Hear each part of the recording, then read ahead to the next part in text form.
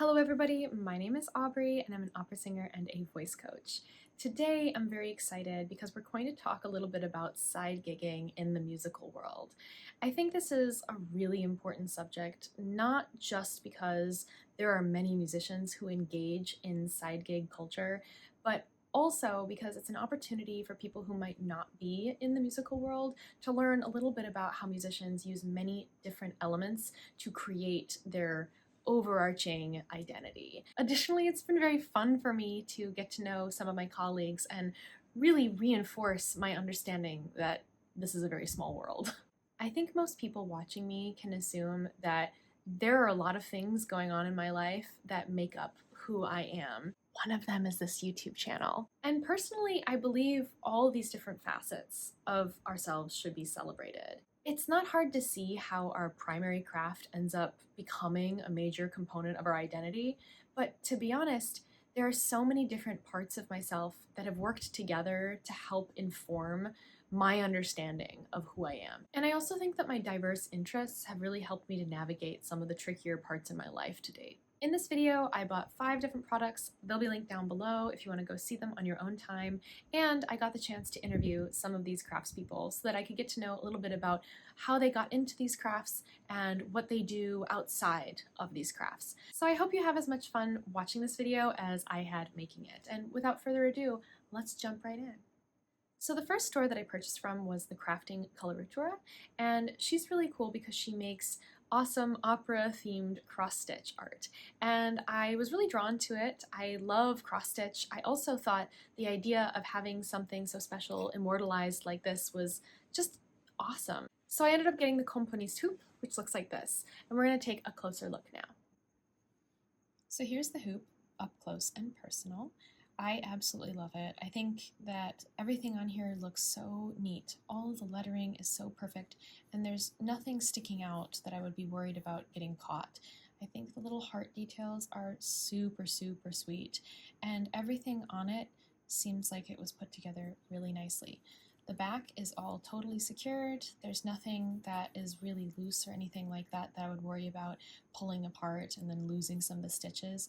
I think it's absolutely gorgeous. So I plan on putting this in the background of my YouTube videos because it seems just really, really perfect for my background. And I also got this really sweet sticker.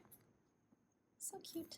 And a little bit of a discount, as well as an important little flyer describing a little bit more about Melanie.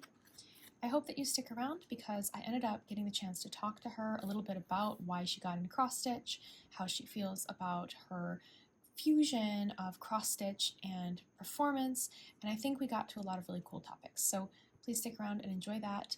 And once again, this is the CraftingColoratura's componist cross-stitch hoop.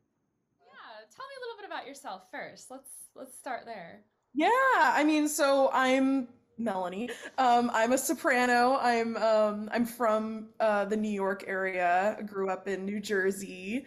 And so I grew up around opera. My mom was second oboe in the Met Orchestra, and my dad has been a long time opera fan, so they never forced opera on me at all. It was just something that, it was playing in my house, and I just came to it on my own. And when I was 5 years old, my dad was listening to The Ring Cycle by Wagner, and I just thought, wow, that sounds really cool. I heard the forging scene in Siegfried where he's making a sword and banging on the metal, and I was like, what's going on? And he said, well, there's this hero, Siegfried, and he's forging a sword to go slay a magic dragon to get some gold. And I was like, wow, is there like a recording of this? Is there a video? And so we ended up watching the whole Ring Cycle on DVD here at home. The Met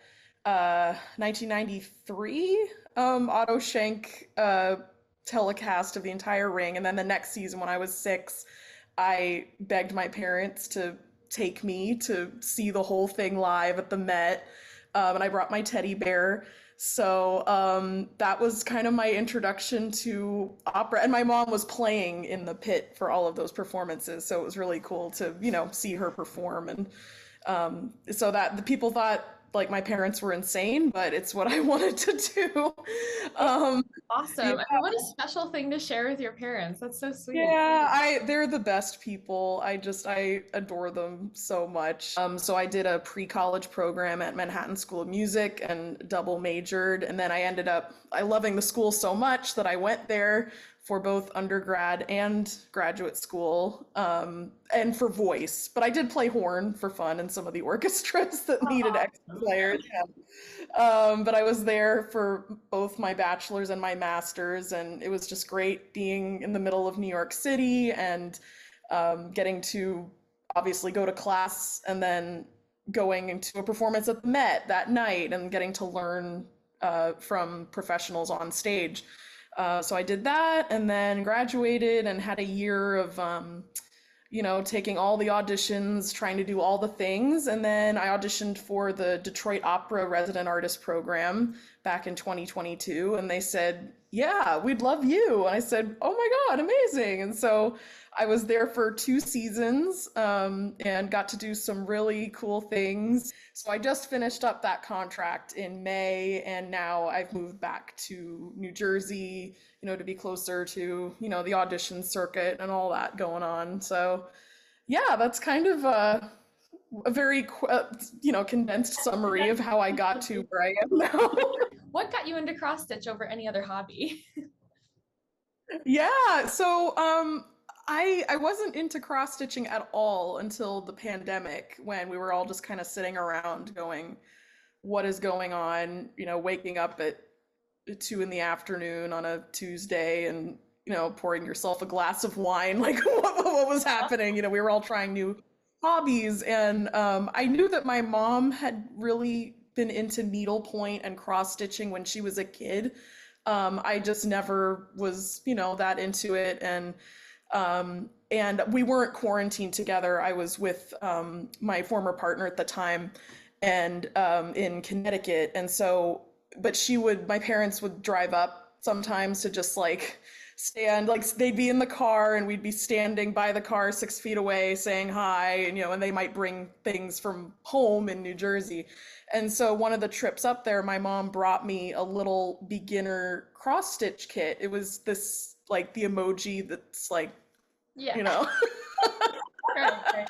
It was like just kind of a simple kit, not too many colors. It wasn't really big. And she said, I've been trying to get back into cross stitching and I've found it really soothing. And I was wondering if you wanted to try it. And I thought, okay, I mean, why not? Just something new. And that same day, I started that little kit, and I was up until like 3 or 4 in the morning completing it. I don't know what it was. It felt so like it got me so focused on, and also it was so new too, just to be working with the cloth for the first time and figuring out like what a skein was like and how many like pieces of the thread I needed to use, and then counting how many stitches I'd completed. And I loved it, and it took my mind off of the horror of what was going on and not knowing. I was in the middle of my master's at the time too, so which was all online. Suddenly it was just a whole mess.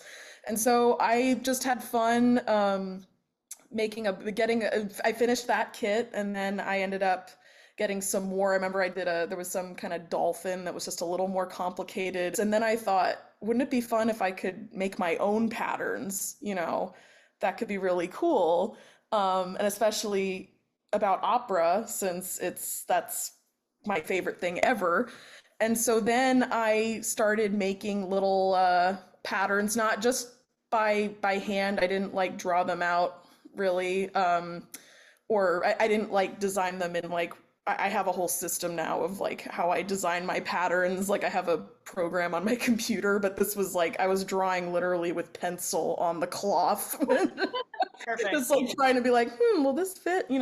And so I started with like 4 different designs, like one of Don Giovanni, one of Figaro, and a couple of others. And I posted on my Facebook and my personal Instagram saying, hey, I have gotten really into this hobby and I'm selling them. And at the time I was donating to a couple of organizations that were supporting Black Lives Matter, and also I think the artist relief tree that was helping musicians and artists during the pandemic. So I was donating a certain percentage of each hoop I sold to those organizations. So it was a way for me to make a little money and also to help others out.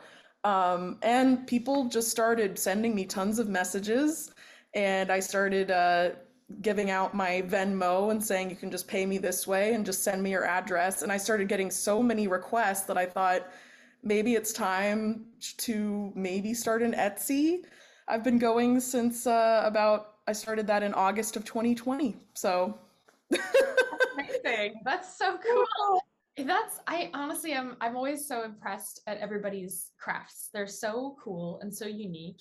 And I think what's really cool is seeing how they've fused with musical expression.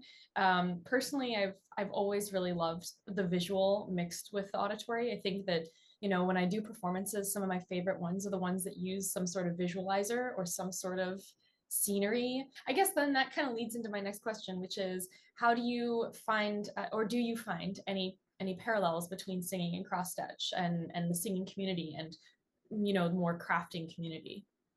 yeah, no, that is a good question. I feel like in terms of yes, there's there's a direct connection because sometimes I actually have to think about the way I cross stitch and bring it into my singing because I found, and it's something I've been working on for a while, but cross stitch is something that it's not fast at all. Even the smallest patterns they still take time. Even the 4 by 4 inch hoops I make, I have to budget at least, 2.5 to 3 hours just to make sure it's all right. And so it's something that it can't be rushed, and you just have to be in this kind of, relaxed state and have a lot of time. And with singing, I've learned to do the same thing. It's still a struggle. I'm someone who just loves to learn as much music as possible at a really fast pace.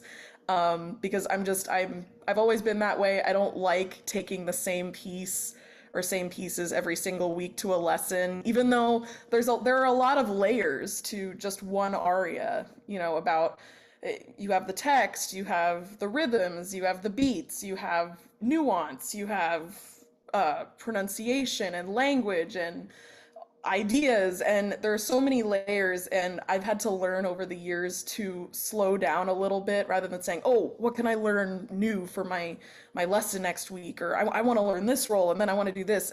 I would just go so quickly that I wasn't delving enough into each thing I was working on, whether it was just for myself or to perform. And so and sometimes coaches have said, Melanie, you love to cross stitch, which takes a long time. Like, try to bring some of that same patience into, you can't just take an aria and just put it out there without, going over each little. And I said, yeah, that's exactly. So that's one way that I've been trying to use my own cross stitching skills and making them parallel with my singing and my performing. Yeah, absolutely. And then the next kind of step into that is how do you balance your cross stitching and your crafting and your hobbies in general, your lifestyle with your singing? I find that that can be tricky for me. I find that my hobby is also singing, like my job and my hobby, and I listen to music for fun, and I'm going to concerts for fun. And, it's kind of tricky to find work-life balance when you do a thing for a job that's often considered hobbies for some people. Because it's fun. I love what I Absolutely. do. There's negatives to it, of course, but I love what I do. How do you find it to balance all of your life? Yeah, no, I totally relate to that because I'm a complete opera geek. I do listen to other music sometimes, but heck, even when I work out, I have a dorky Baroque opera playlist of just No, all fast Handel, Vivaldi. try that. That sounds great, actually. I I'll never send you thought my about that. playlist. I will send Yeah, it to you, and I add stuff to it. yeah, send me. So I'm like, I've got to try I'm it. not great with work-life balance because I find I love opera, like especially while I was in Detroit, I would just for fun on weekends, if I had time, make a trip out of going to see taking the train and going to see shows at Lyric Opera of Chicago, rather than I don't know, doing something else having nothing to do with opera. But I will say that with cross stitching, it does force me to step away from singing because I haven't figured out a way to sing in a healthy manner and also be cross stitching at the same time, because I can't really be 100% on my support and focused on what's going on if I'm just, so usually when I cross stitch, it's time that I've devoted to chilling and not doing any work. And what I love about it too is that I can turn on a TV show I like, or a movie, or a podcast. I have a bunch of favorite podcasts that I love to listen to, and doing cross stitching while listening to those is just, I tend to just really feel so relaxed after doing that, especially if I'm having a stressful day, just coming home and doing that just feels really good. And yeah, I really enjoy that. So I found that cross stitching for me forces me to step away from the music side and the work side and just have this totally separate hobby. Even though sometimes I stitch about opera, it doesn't explicitly feel like I'm, in work mode, in Right. other words. Yeah, that's actually a great point that like even though it's a side gig, it's still actually something that allows you to have true rest time or something that allows you to turn your brain off from what we consider to be our personal labors. I think that's a really good point. I was going to ask what you thought that cross stitch brought to your life, and I think you've already answered that question by talking about the kind of peace and the opportunity to switch gears that it offers because like I mentioned, I think that's really hard for a lot of singers to figure out where to go when you don't have to be singing. Because a lot of our free time we devote to things like practice and we devote to things like score study and we devote to things like listening to our idols and that we can kind of like give as an excuse be like oh well I'm doing it as a hobby, I'm not doing it necessarily for work, I'm doing it for a hobby, I'm doing it because I like it, but in reality we do still have to have stuff that's not just opera for the sake of our own like mental health. We have to have, Exactly, our own sanity. yeah, Yeah. because otherwise like I don't know what I would do if I didn't have like other things going on. um, Yeah. I think that that's a great way of like looking at it, that this is a different entity for you to engage with in the same way that's creative and expressive but allowing you a different kind of peace. Yeah, overall, I enjoy my side gigs very much. I mean, obviously, CraftingColoratura is something, it's not obvious, it's not a huge money maker. It's something I partly do just because I really enjoy it. And honestly, a lot of the cross stitching I do is just my sometimes are my own projects, either projects I just design for fun because I want to have artwork to hang on my wall, or not necessarily orders I'm shipping out to other people. So I love that. And it obviously sometimes I bring in a little bit of change, but it has helped me for sure, especially in times like the pandemic where it was like, where's the work? What is happening? Um, but I have absolutely no shame in taking, I have several side gigs. I just recently started a fully remote position. It's something I thought I'd never be doing, and yet I'm actually really enjoying it. And it's, again, something totally separate from opera and singing. And it's a really nice break. It is work, but it's a nice break and a way to fund my income and also fund my lessons so that I can further my singing career. And I also teach as well, and I honestly really enjoy it, and it kind of gives me that extra oomph and motivation that yeah, I really do want to be a singer and I want this career. And is the life of a singer easy? No, not at all. Those moments I've had where I've given a big performance or a recital or something, and it every time I feel that high of perform that moment in performing, I always tell myself it was all worth it, everything leading up to that. So I just continue to do what I do, and I enjoy it. I am all here for side gigs. It's so hard to know what my life would have been like if I hadn't chosen this path. But to be totally honest, it's impossible for me to imagine.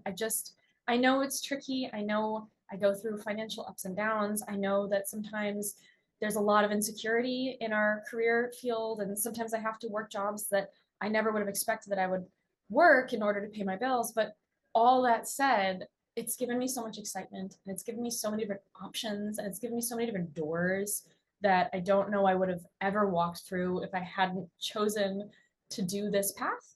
And it's so fun and scary and exciting. And I love being someone who has the luxury of being able to be an artist. You know what I mean? Like, I'm so fortunate that everything has come together to allow me to do this.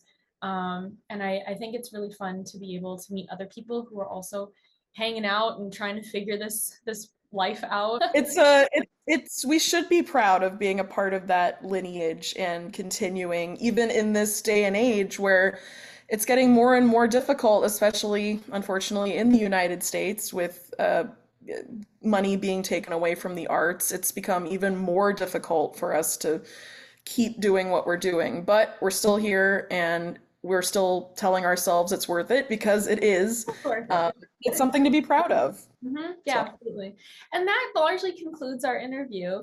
So I think Hey. it's great. I think this was fabulous. All The next thing I bought was some hand-wrapped music sheet pencils from Monsi 3. Personally, I thought they were pretty affordable and I thought they looked super cute, so I had to give them a try. Here are the hand-wrapped pencils from Monsi 3.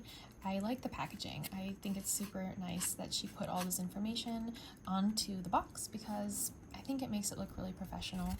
As you can see, we've got them nice and packaged up. So once you open them, you can see they're really, really pretty pencils. And she chose a bunch of different pieces. And the tips are all nice and sharp. I think they're really, really nicely made. And I think they're a really cute gift. So let's try and write with them. Now, I have pretty terrible handwriting, so I'm just going to try my best to do these pencils justice.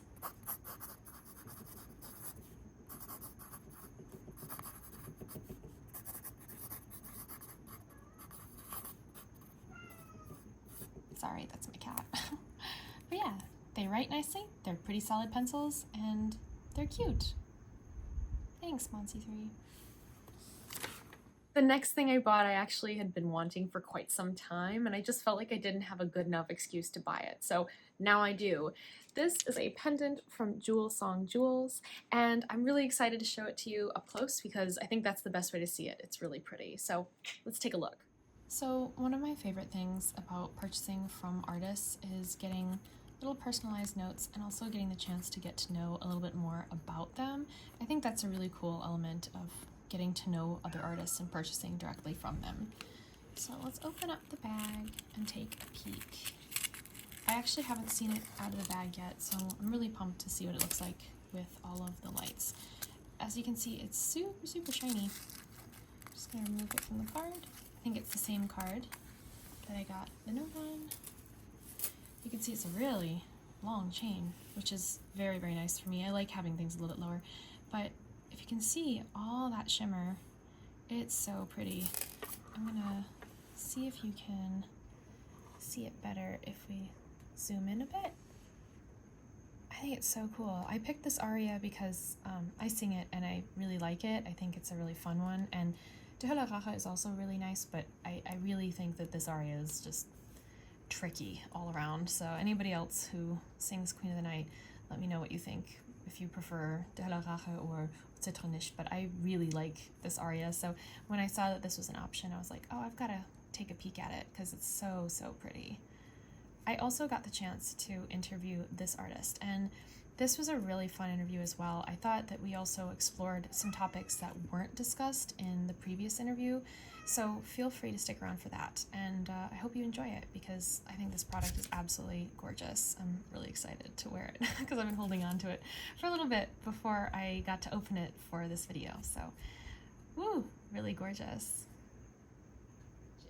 What is your personal experience? What's a little bit about your life story? Okay, so I have been a self-proclaimed singer since I was like 4 years old. Perfect. And I always knew I wanted to sing. I thought at first I wanted to be Whitney Houston, and then I wanted to be Annie, and I would watch the Annie movie all the time. And then I found theater and Broadway, and then I was like dead set on that. But then I ended up going to school for classical music, and so I became an opera singer, and I realized it's kind of the same thing. It's just performing on stage, music and acting. So I did that for a while, and I was always kind of having one foot into the other styles. So I went fully crossover about 10 years ago, and I've been like super happy ever since with it because I get to do a little bit of everything. I get to write, I get to dabble in different styles, and it helps my teaching. And all the while, I've always been very crafty, and I really like having an art craft that is kind of my calming therapy. Like, and I've always been like beading and making little lanyards because it's also like accessorizing at the same time. Yeah. So I started making jewelry. I've always been making it, but I started doing it to sell probably like in 2010 or something. And then, oh, no, not even. I started my Etsy store in 2007. And I made this beaded heart that was like very in at the time. I figured out how to make it. Like I bought a pattern. And the very first one I made, somebody asked, where can you buy that? And that was kind of like the beginning. I literally, like the day I made one for my sister, she wore it out. I was with her and they're like, where can I buy that? And so that was the beginning of my Etsy store. And I've been sort of following the jewelry trends, but also just doing what really lights me up. And on the group Shoperatic, there was a discussion going on about like if you had to engrave something on a piece of jewelry or like a plaque or a bracelet or something, what would you say? And people had all these great sayings, and I was like, this is amazing. Like, would you mind if I tried this on some jewelry projects that I have? And they're like, yeah, go ahead. So that was the birth of the opera collection. So that's what I've been sticking with ever since. And it's been wonderful. And I've met so many amazing singers and great collaborations. So that is a little about me. Oh, cool. This wasn't a question I was going to necessarily ask, but since you brought it up, collaborations came from your necklace making? So mostly just like someone would say, I'm debuting a roll and I want to make a necklace about it. And it wouldn't be something that I already had, but I'm like, okay, let me either I know the piece and I'm like, okay, tell me your ideas. Like, what does your costume look like? Whatever. And sometimes it's a piece I don't know as well, or it's like not my Fox. So I'll kind of go back and get real nerdy and do the reading and do the watching and watch the Met broadcast and like all these things. And I'll get like really into the character and then be like, okay, here's the iconography from this poster. Here's the thing from this time. Like, here's who sang it over here. And then like collaborate the ideas and come up with this. Like, I ultimately design it and come up with it. They sometimes will give me like info about their personal production that I can incorporate. So it's really nerdy and cool. That sounds honestly so fun. And it's actually what a nice way to commemorate. Like, what a nice way to commemorate one of your moments as a singer, to like be able to preserve that little piece in time. Yeah. And I've had some singers that I'm like, why are you talking to me? Like, I'm about to debut this role at the Met. Will you make my thing? I'm like, okay. Yeah. Okay. Oh my gosh, that's so cool. So then the next question I have, how do you keep your passion for your craft while also maintaining your singing career? Do you find it does it like serve a purpose for you specifically? Like you mentioned kind of like peace finding, things like that. I think it does. Yeah. I think it's soothing and calming, and it's something that while I'm making it is me being outside of music and kind of a rest from that, because it's like work I'm doing with my hand, even though it's directly related to music, and Sure. I'm listening to music, you know, to get the piece, you know, and like all that stuff. But it's this kind of like, it's not mindless, it's mindful, because everything I make is kind of a mosaic, so I have to be really cognizant of where everything goes. But it's just so like I get so calm, and sometimes I can like put on a movie and do it. And so it's a really nice, like, cool creative space that's a good rest for our other cool creative space of singing. Yeah. Right. Do you find it hard to balance the two crafts ever, or do you At find times. them? Yeah. Okay. Yeah, So. things tend to come in waves, right? So like I would say in the holidays, like if I have a lot of holiday gigs and then I get the holiday orders, and I try to carve out time just for that, like knowing that's going to come. But then there'll be waves that I don't predict. Like right at the end of the summer, I had like a nice little wave. And luckily I had enough time because the kids weren't back at school yet. So like the last like few, they were back at school, so I had to carve out time. But yeah, you kind of never know. So it can be difficult if you're in the middle of a big project and then you get these orders. And so that's why I kind of say on my website, like everything I make is made to order. I don't, because I try to like make pieces in anticipation of what people would get, and I would either guess wrong, but then I would like use up all my supplies just making things that I would just sit there. Right. So I decided I'm just going to make to order, because, and everyone has a request, and like, can you make this pink instead of red? And then I can. So I do put on my site that it takes like, it can take almost a month to get a piece, unless like you need it for a thing and then you need to tell me ahead of time and I can tell you if I can reasonably do it. Mm-hmm. So yeah, that's the only thing. Plus the pieces take me, I would say, a good hour and a half to do. Mm-hmm. More if I'm designing it and then like, you know, researching and watching, like it can get real involved. Mm-hmm. So yeah, it can be a lot, but then sometimes it all figures itself out. Right. So then the next question I really like to think about, even for my own crafts.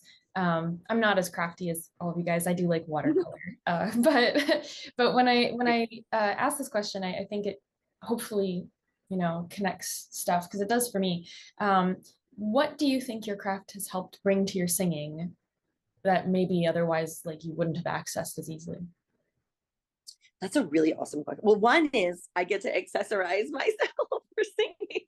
Of course. So, I can walk into a room of singers, and if I'm wearing a piece that says an opera thing, I know who my friends are. You know what I mean? So I have this one necklace that says Nessun Dorma till Brooklyn, and it's such Yeah, I saw that. that even that, like, you have to know, you have to be old enough to know, or like be into 80s music enough to know, and you have to be into opera enough to know. And so it's like, if you look at me and you get that piece, we're like automatically friends. So so there is that. Plus, like there was a point at which I do have from my autoimmune disease somewhat of a sort of a vocal condition that affects me sometimes. So I withdrew a lot from opera, because opera people can be tough on you even when your voice works just fine. So Yeah. it was a way for me to keep my opera spirit alive. And it's like, I can't sing this role, but damn it, I can make the necklace of it. And like, I've been in classical singer music at least one magazine at least once for the jewelry. Like, you know what I mean? So it's my way of kind of staying involved when I'm not fully involved anymore. Mm-hmm. Yeah, it's funny that you bring that up, because I also have health conditions that affect my singing, which is part of the reason why I don't really sing on the stage anymore. I sing like small ensembles because it's better for what I consider to be like my level of predictability, I guess, as weird as that is. Obviously, the night before surgery, like, you know, I was like, wow, that time singing at the church last week, that could have been like the last time I ever sang. So that night I made a list of all the things that I could do outside of singing. And I was like preparing myself emotionally for like being the person who no longer can sing, but still really loves it, right? Like, where do I belong in that sense? And I made my list of stuff. And I still actually have that list. And I think it's actually helped me a lot psychologically, even beyond cancer. Because I add to it. I add to it as I like find things. And my list has gotten really long. And it really like makes me feel good. I took at least a year off, but I kept saying like, okay, let's go on a journey. Like, what else do we do? Yeah. And so I was like, could I be a Zumba instructor? Like, I was taking psychic classes and like all this other stuff. And what's funny is it led me back to music. And I was like, but this is the whole point of not doing it. So I really just doubled down on the writing. Good. Because I was like, I stopped taking every stupid gig that came my way. And I started really evaluating, like, is this the best thing for me? You know, should I be taking everything just because I want to prove to myself that I'm busy, you know? Yeah. So in the time that I now had, I was hearing music again. And I was like, oh, I'm going to write this down for never, because I'll never sing it, but maybe someone else will. And then I decided I'm just going to write music for like my jankiness. And I'm going to pivot to being a recording artist so that I can do it in my house. And if I'm not feeling good, then I can stop. I think growing up that we get this message of like, this is what you are and this is what you have to contribute. And it's such a lie. It's so limiting. We are so multifaceted. And it just so happens like, I remember I was like driving in my car and I was like, okay, what do you want? Yeah. Like blah, blah, blah, blah, blah. And I was like, oh, I want to be a singer. But that was after I tried everything to not do that. And I was like, okay, so then what do we do? How has singing affected your identity? And do you find that the community of singers should be exploring things outside of being a singer? Or do you find that it's something that's really hard to us, like for us to avoid? That is such a great, wonderful question. Okay. Okay. I've been doing a lot of soul searching around this topic. And I think that the bottom line is if we had to stop singing, we would still be ourselves. Yeah. And if we never sang, we would still be ourselves. Mm-hmm. And I think tying your entire self-identity to one thing is something I did for a very long time. And I don't think it was ultimately a service to me. Mm. And so it was ultimately when I was having some vocal difficulty and some health difficulty that I was forced to explore other things and really see how multidimensional I was. And I recommend that to everyone, to have things outside of singing that they do so that you have something to bring back into your singing and your practice and your artist point of view. Mm-hmm. I think that's really important. I think the whole concept of self-identity is really interesting to me because we're kind of taught that we bring this one thing and it's just not true. Yeah. There, you know, and that's like that whole thing with singers. Like we have like another job outside of singing that we're like not successful enough or like not good enough, not worthy enough. And it's just because a gatekeeper hasn't picked us up and plucked us into a thing. Right. It means nothing. So we're all valid in our musical identity, but we're also, I think, not supposed to limit ourselves to that either. Right. Highly specialized people, right, which we are, sometimes end up pigeonholing ourselves by accident. Yeah. And I think that that's something that we end up as older singers kind of looking back on and going, oh my gosh, I need like other things to do because now I've got a health problem, or now I've got kids, or now I you know, whatever it is, you know, and now all of a sudden you're being thrust into this position where maybe being a full-time singer has become something small for you and doesn't express all of the other facets of a singer. I think the pandemic did that to a lot of people too. Mm-hmm. We're full-time singers and they go, well, not a full-time singer right now. Right. What do I do? Like, I felt indestructible. Like no matter what happened to me, I could always sing. Really? Yeah. And then all of a sudden I got through like the bad physicalness of being sick, and my voice was fine. I was just too tired to like do it. My teacher was like, you're just trying to get a job. Like, stop doing that. Yeah. And then I forgot the joy. And then I started bringing joy to it. And I'm like, yeah, but other music also brings me joy. And I don't want to do this at the expense of everything else. And so I started to branch out. And that's when a lot of things opened up for me. It's almost like when you stop searching, it happens kind of thing, what they say about like finding a lover. Like it's the same thing. It's like you gotta let it be. You gotta be yourself. And I think that's the other thing is by having my side gigs, having my side identities, I actually am more true to myself in the process. Like I'm more me than if I was to trying to fit entirely into the mold of a singer. I've lived now. I'm like not a spring chicken anymore. So like if I can impart anything of my lived experience, it would be that. That we're so much more, and it's like it's scary to, because we spend so much time building up to like be that thing, and at a certain point we kind of are enough of that thing. I don't think we'll ever be that thing. You know what I mean? I agree. But like but we get to be enough of that thing, and then you're like, okay, but this isn't what I thought it would look like, so what else is there? Yeah, and honestly I think I really drank like the conservatory Kool-Aid that was like, oh, you have a problem, practice more, like audition more. Like you didn't get into a company, audition more, do more master classes, meet more people. And then it's like, that is the only way to success. And that's not me.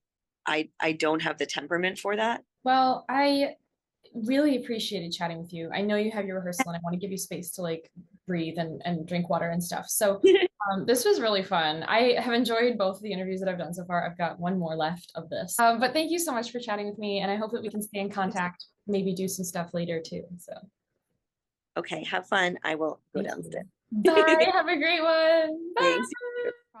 So the funny thing about this next product is the artist actually posted it into one of our singer Facebook pages during COVID. So I have literally had this product in my cart for years. I finally have purchased it, and I think it's a great opportunity for me to chat about how great I think it is, because it's a sweatshirt from DoReMeDesignsShop with Hildegard von Bingen on it. Hildegard von Bingen is one of my personal favorite musical idols, so I'm really excited, and I hope you enjoy it because I really do. Let's take a look. So here is what the sweatshirt looks like on. I usually wear small medium, but I did get a medium of this one just to ensure an appropriate level of bagginess. So when it is pulled all the way down, you can see it's got quite a lot of coverage. I tend to roll up my sweatshirts like this just to make them a little bit shorter, and so I can wear them with like a pair of jeans, but it works either way. If you look really close, the printing is really, really nice. The paint is super vibrant. I have not washed this yet, so I can't speak to how it does in a wash. It could change size, the paint color could change, but right out of the bag, it's absolutely gorgeous, and I'm really excited. So as you can see, it fits nicely. I would say maybe size up, but I think this works absolutely fabulously, and I'm just excited to have something with Hildegard on it. Now this last product is particularly special because I have actually been watching the creator release components of it over the last 2 years on her Etsy shop. And then her final product, an amalgamation of all of this work, just happened to coincide with the timing of this video. So I'm really excited to be able to share it with you guys. It is Inkermezzo's beautiful card deck. And each one of the cards she drew, and they are different composers. It's absolutely phenomenal. So we totally need to get a closer look. So this last one is so cool. So she packaged this really nice little sticker. I just have to rub it, sorry. It's so pretty. I really love her work because she's such a great artist. Wow, that's absolutely gorgeous. Nice little card. And this is what I've been looking forward to for so long. Wow. I like that. That's a really Nice touch. As you can see, really gorgeous design.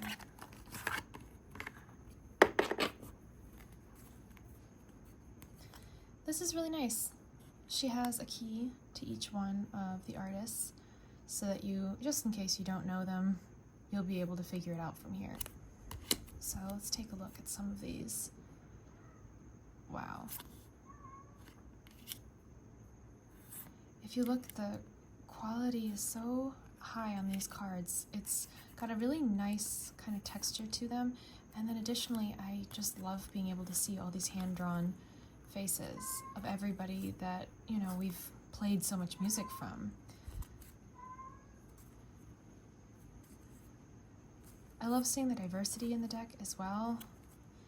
It can be hard to find opportunities to really explore all the different people who've made up the canon of works.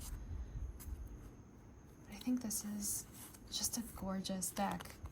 And what is most impressive is that each one of them is different. I can't imagine how much time it must have taken to be able to get each one of these composers drawn out and then organized into a deck of cards.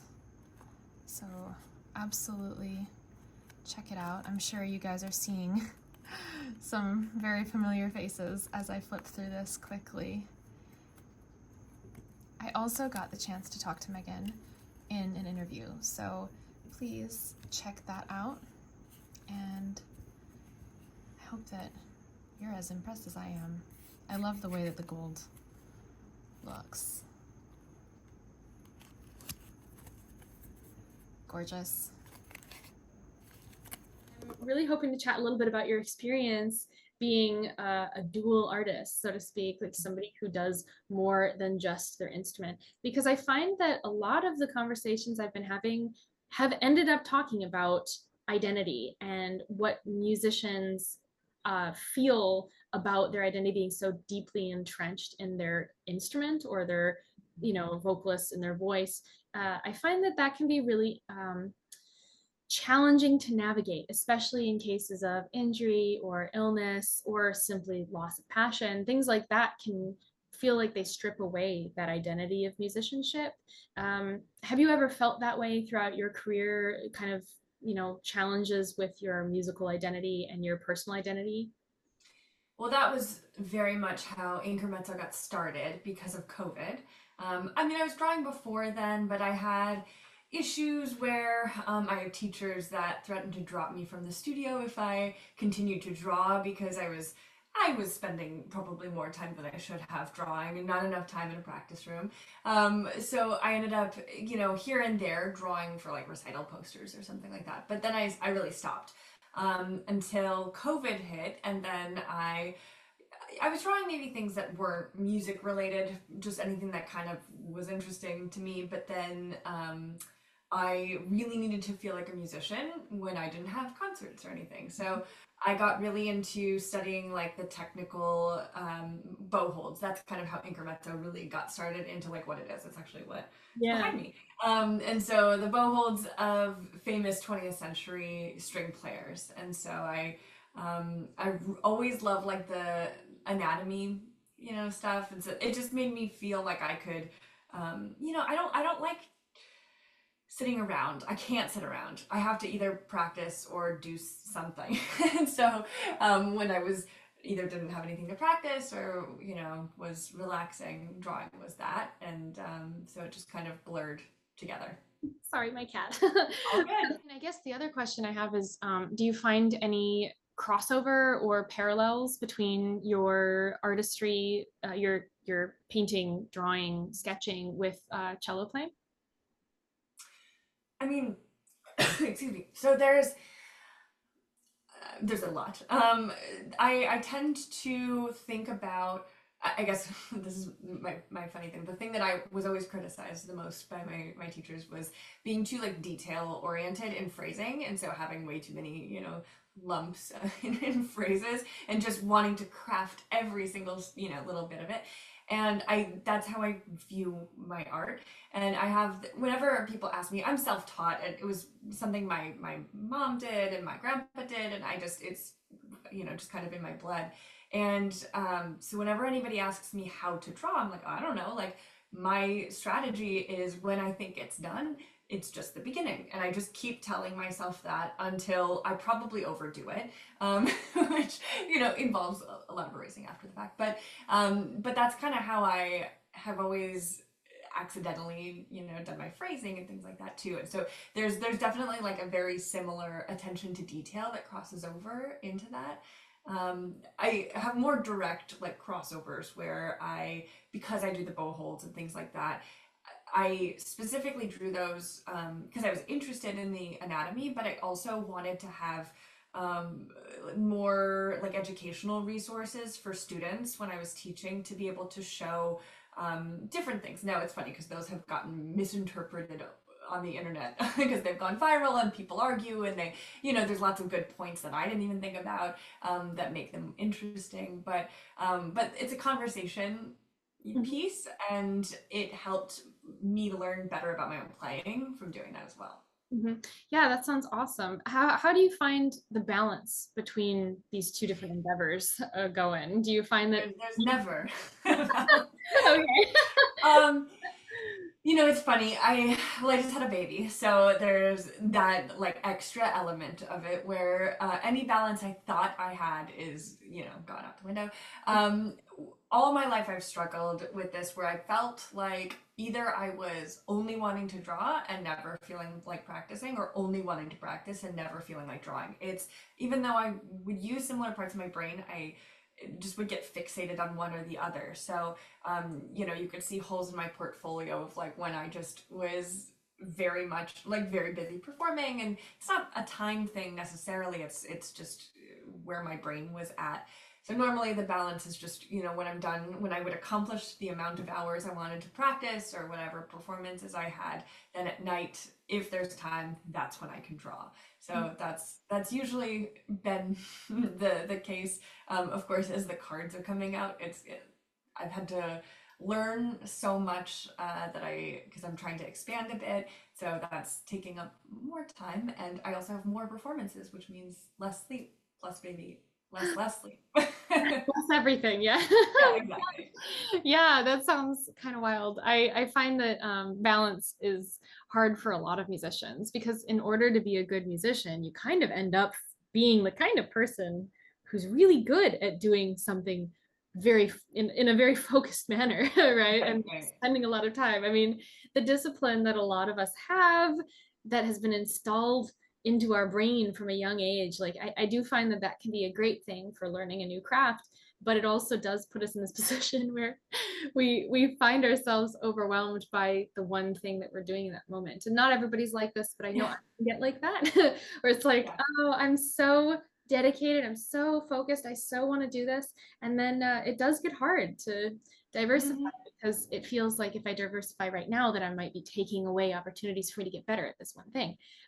So it can be really tricky. What do you think that the like adding drawing has done to your life? Do you feel like it's opened doors for you? Do you feel like it's helped connect with musicianship or other musicians? Or how do you feel about adding drawing? All of that, because it's so focused in classical music. I've had a lot of relationships kind of get introduced because of that, like musical relationships. So that's been super interesting. There are some projects on the horizon that are cello related and drawing related, that are some big opportunities coming up. So there's kind of some fun things that I never really, maybe I had dreams of how to, be a published artist within classical music, but like who's done that? Like there's no path to really do anything like that. So there's been for sure things like that have popped up. One of the things that I also really like about the fact that you've turned a lot of your pieces into cards, I found that really interesting. I was actually on your list. I was like looking at it for like a while when you were talking about it. I had seen it on Etsy, And I was like, oh, that's so cool. How do you compare creating your deck of cards to learning cello pieces? Or do you see them as completely separate entities in terms of length, discipline, duration, hardship? That's so interesting. I didn't totally think about it that way because it was supposed to be a year-long project and it turned into 2 years because of baby and performances. I was going to do one card a week and I was really great at that, especially when I was touring. Um, I was I specifically want to draw things. That's why I use ink, by the way, is because it's travelable, like it's easy to pack and it's not super messy. And most of my drawings are kind of on the smaller side because of that.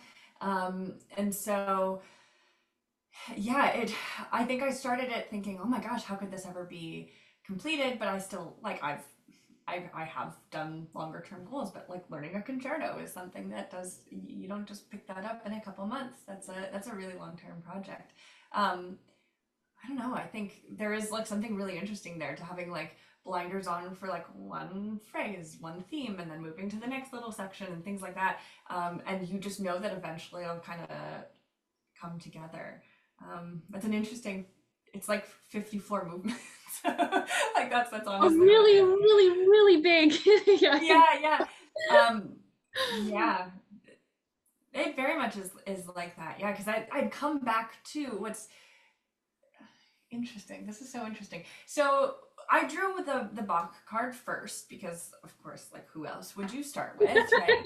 Um, and because I was 2 years before the end of the deck, my drawing gets better, as I do more and more. And so after 2 years, I had to make sure that the style was the same, that I was, not only, of course, using the same pens or the same, at least, size, or switching out the pens when I needed to switch them out, keep that consistent, but I had to make sure that I wasn't getting too advanced in developing the style, because that's usually what happens. This cross-hatching style that I've drawn a lot with, it's, if you look early on, like it's clearly gotten better over years, right? So I didn't want that to happen. So I always had to go back to my Bach and say, how does this person look against Bach? But then there's like an added element of like, well, I'm using like composers with different reference images, and let's say, how am I going to compare the picture of Shostakovich to Bach? Like, those are completely different time periods. That's really difficult to make sure they match styles for. And I've got to make sure lighting is consistent. Like anything in like the 20th century has harsher lighting than the paintings of composers before. So there's this kind of comparison to kind of get this single line through all of the cards and the composers that you have to do when you're doing all that tiny work. If you're doing something like a concerto, larger work, and it's got to reflect back on the beginning. So that is one of the reasons why I didn't go in order for the cards, because I didn't want you to see the deck and then see all of a sudden like clearly like there's progression happening, which is the way I also learn music too. I don't tend to just start at the beginning and go to the end. I try to hop around a bit, and so there's always something referencing the other thing. Yeah, that's really good. I honestly, I mean, asking that question, I was truly just curious, but I think I would have even put that necessarily together. I think that's a really cool point. And I think also that's really useful to know about something like creating a deck of cards or learning a concerto for people who don't really know necessarily what that process looks like. Because I'm the same way. I tend to jump around, mostly because I have the tendency, like most people do, to focus on the beginning.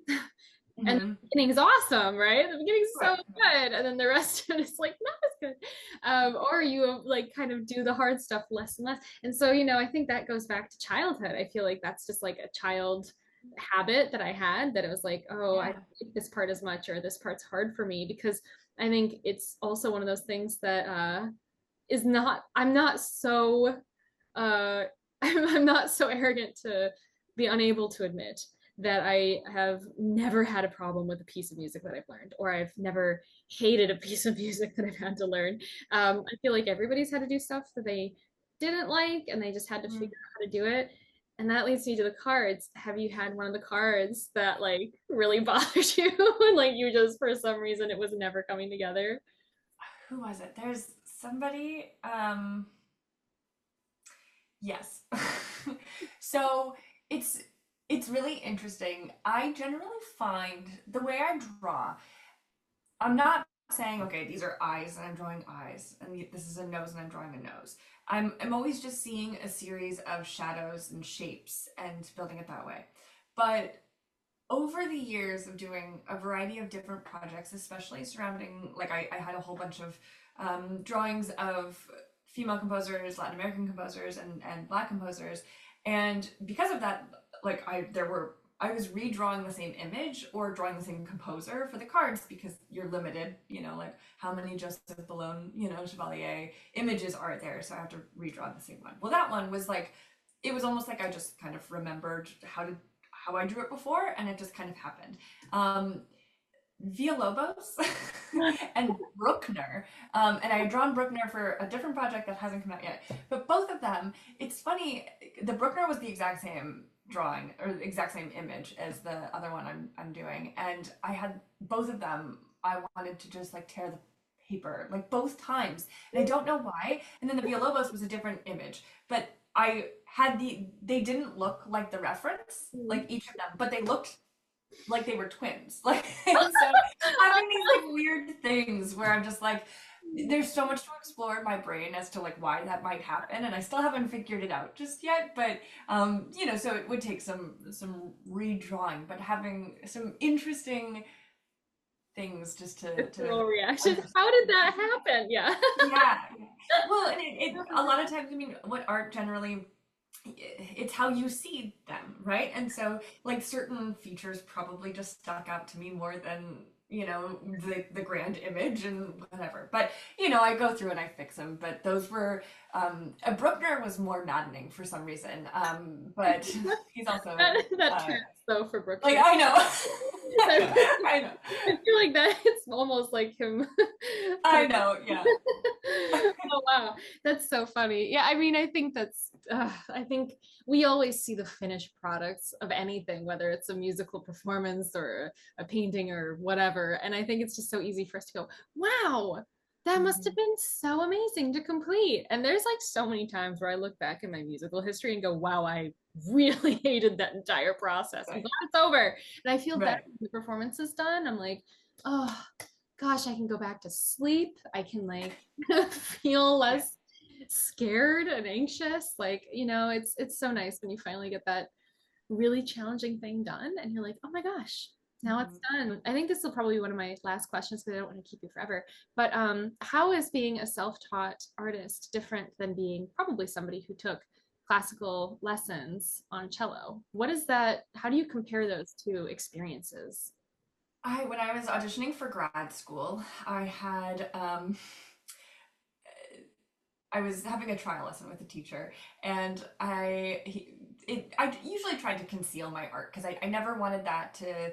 I just was always like secretive, just in case they were going to find out. But we had this great conversation, so I ended up showing him my art, and he was like, "Well, why won't you take lessons? Why won't you like learn more about art?" And I was like, well, because I don't like why didn't you go to art school? Why didn't you go into art and I said, I don't like people telling me what to do for art. Like, I just want to do what I want to do. And he was like, okay, so why are you here? Why are you on cello lessons? And I was like, that's such a good point. I don't know. I mean, I didn't know. Called out. Oh my goodness. Right. I mean, it was a really interesting idea. And the thing, I mean,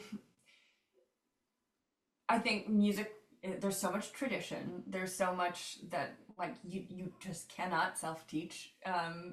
It's just impossible, especially with technique, especially with phrasing. No matter if you just sit and listen to recordings all the time and work on your technique alone all the time, it doesn't exist in a vacuum. And art, I think, like for me, it has to do more with my brain and seeing how I see things. And while I could have better technique, like an artist would, like a studied, like a classical artist would probably look at my things and be horrified, but I don't care.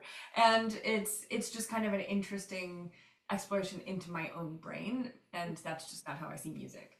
It's not about me with music, but the art, it's not that obviously I just drew 54 composers that are not me, but but it's I enjoy it because it makes my brain work out and I understand it better because of that. Mm, That's actually a great point, and that's actually come up in all of our interviews as well, is that ultimately this secondary entity, right, exists as almost like a foil to our musical identity and allows us to kind of escape while not being so distantly related to the Right. thing that we love. And I brought this up in almost every interview, right? It is so hard to have hobbies when your main job is also like hobby-esque, right? Like Right. by being a singer, like if I go, I enjoy going to karaoke. Mm-hmm. Is that work or is that a hobby? I don't know. It's like it starts becoming this like nasty blend between like Right. the things that I like. Like I like listening to music. I like, how where do I define the separation between work and play?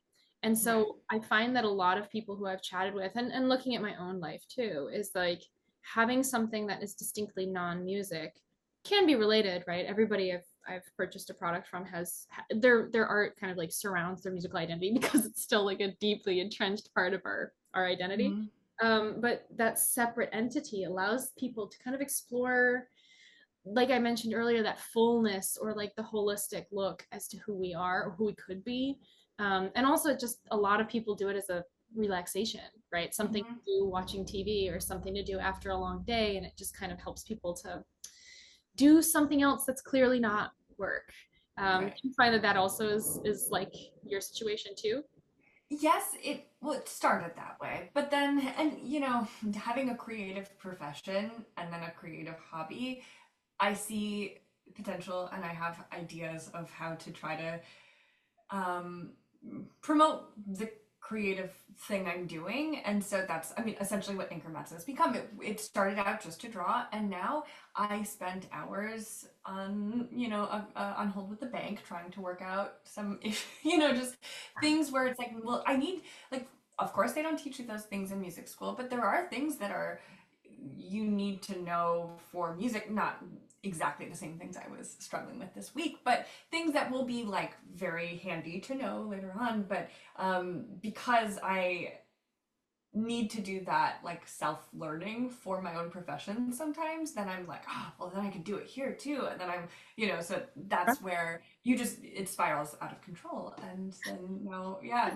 now you order 500 decks of cards and you're shipping them out everywhere. You're like, what happened? Vicky. Yeah, Oh, it's fine. It's just a hobby. right, exactly, exactly. It's just a hobby. Don't worry. Yeah. Thank you so much. Do you have anything you'd like to add yourself? Yes, I do remember the thing I was, Oh, yeah. I forgot. So you had asked about if my art has influenced my music career, I think was the question. And I would say the biggest thing is my goal was originally, oh, I just want to perform. Like I just love playing. You know, it was selfish, and not really thinking about how it contributed to the larger classical music community and those types of things. And art has given me some direction in realizing that if we want to continue classical music, of course you have to do other stuff, but what can I do to help in that? And what do I think is important to keep classical music alive?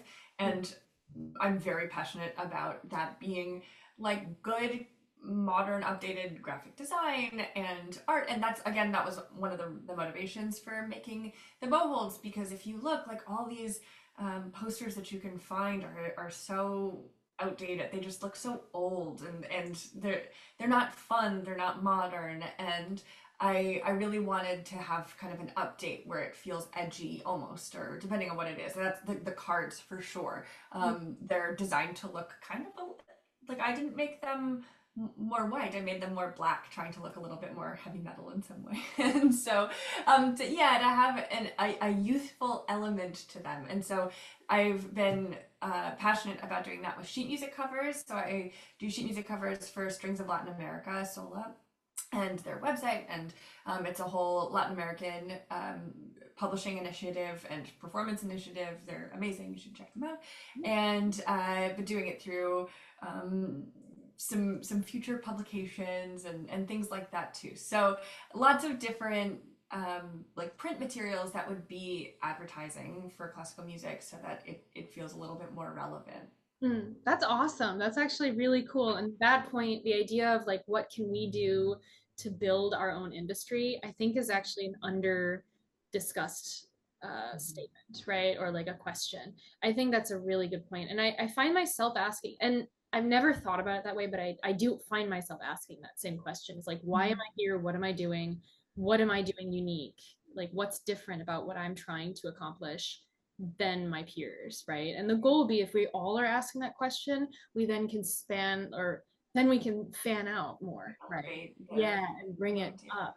I think that's a great question that we could all ask ourselves. And some people might be subconsciously asking that, and that's why they're going their route, or they might be needing a bit of that question in their life to kind of figure out direction. Because, I do find that a lot of us in the classical music industry are wondering, like, what does our future look like? I don't really know. And the all the headlines, right? Like, oh, classical music is dead. Oh, blah, blah, blah. It is really disheartening and hard for a lot of us who've gone to school and spent years of our lives studying and practicing and, the blood, sweat, and tears that goes into developing our craft. And then to just hear, an article on whatever publication saying that like what we're doing is a waste of time. It's hurtful. It's hard to hear that. And I think that question can really help us as a response to those kinds of articles. It's like, well, we are doing stuff that's different, and it's just our job to continue innovating. And our world innovates a little bit slower than maybe the tech world or the banking world, but we still innovate. And I think if we continue to push ourselves to like see what classical music can do and what we as artists can do, we will eventually find our way out of this and through the passage. And there's still so much love and interest in what we do. It's just what we do is hard, and it's very high expense, and spends a lot of time doing this stuff that is very expensive. So not as easy to my final card plug. Yeah, my please final card plug away. Of course, I wanted to just draw originally, but then realizing, okay, I have to pick 54 composers, and I am passionate about diversifying the canon, and it had to start somewhere, and it had to get altered somewhere to include all these 20th century composers and things like that. But then realizing I could, even though I'm just drawing for my hobby, I can have some sort of impact with my hobby by influencing that in my subjective way, but inserting composers that when people get the deck might be like, well, why is Franck in here? Like, why is why is Barbara Strozzi and Ace, which is the Baroque royals, that's, but then that's a good way for them to be like, well, wait, who is that? I don't know who that is. And then go and research them. And so just using the hobby to reinforce some of the ideas I actually have in classical music to help support the two. Yeah, that's a great idea. I think that's a really good point too. I think what you're doing is really cool. I think the reason why I asked you to participate was I was really inspired by a lot of your art. I was also really inspired by the fact that you were so, I mean, from the outside, so easily fusing these two elements of your identity in such a way that allowed both of them to shine. I mean, it's really cool to be able to see you doing that. And I hope that, if anybody's watching this and they find your story really riveting, that hopefully they can, continue to explore what that looks like for themselves. Because I think there's a lot of opportunities for us to continue growing as individuals, and thusly, as we said earlier, grow the industry as a whole. So I really wanted to thank you so much for taking the time to spend this afternoon with me and chat with me about all these different things. It was really fun. This was a great conversation. Thank you so much for hanging out with me. I really appreciate it. Yeah, thank you so much for asking me.